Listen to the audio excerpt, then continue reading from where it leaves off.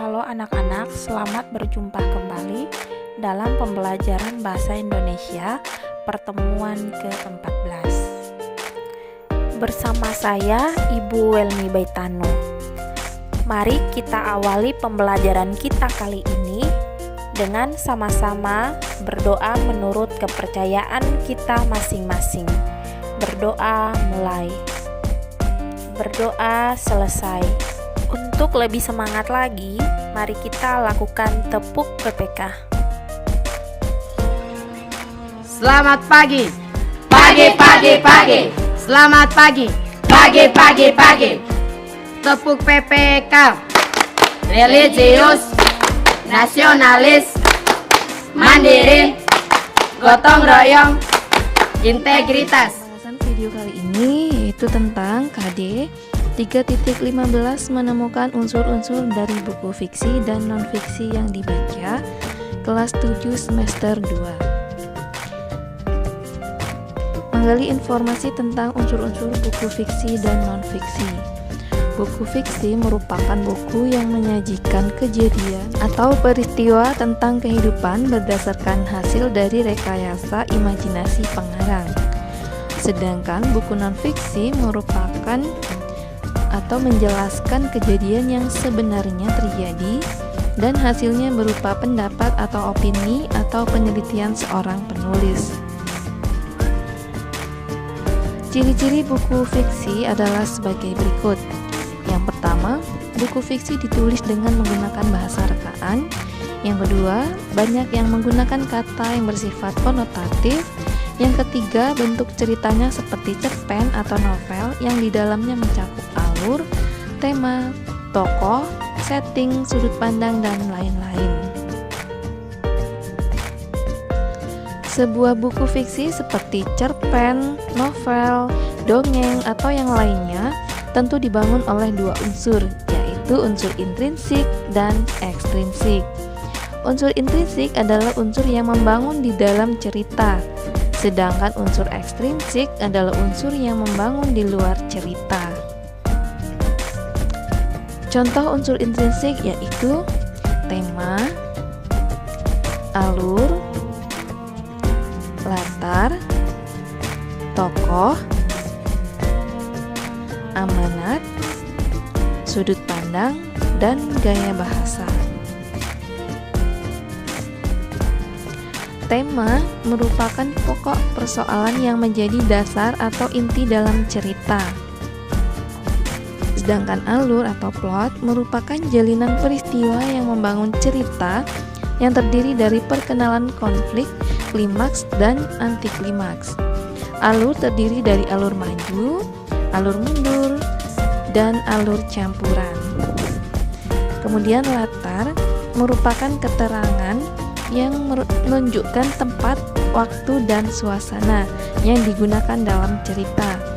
Misalnya berkaitan dengan tempat di rumah, di sekolah, di kantor, dan yang menunjukkan waktu pagi hari, siang hari, sore hari, malam hari.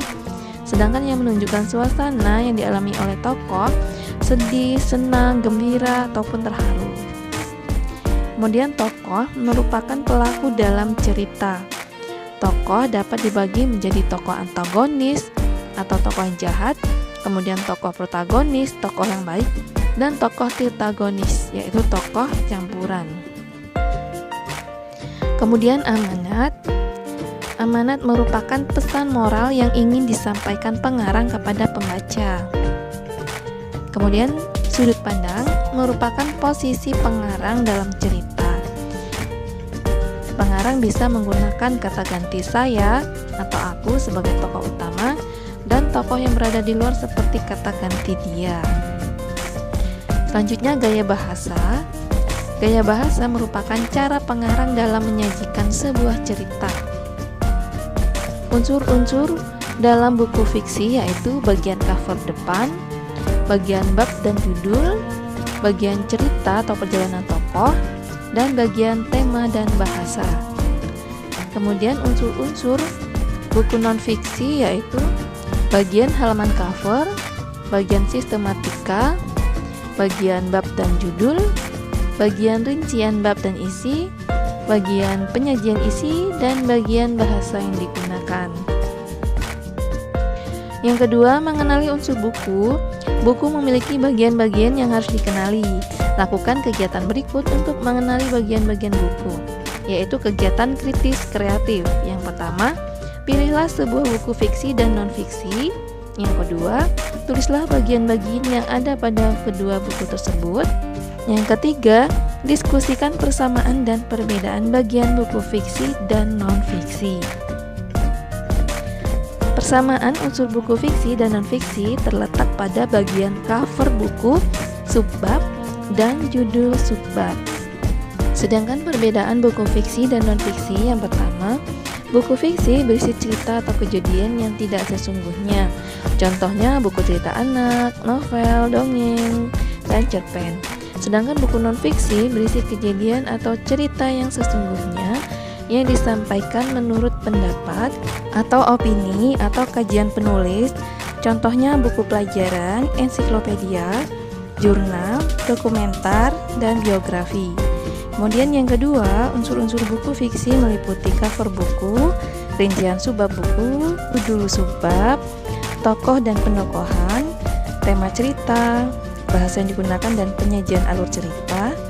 Kemudian unsur-unsur buku non-fiksi meliputi bagian cover buku, rincian subbab buku, judul subbab, isi buku, cara menyajikan isi buku, bahasa yang digunakan, dan penyajian alur cerita. Sekian dulu materi dari Ibu. Silahkan anak-anak mempersiapkan diri untuk mengerjakan soal. Sekian dan terima kasih. Selamat pagi.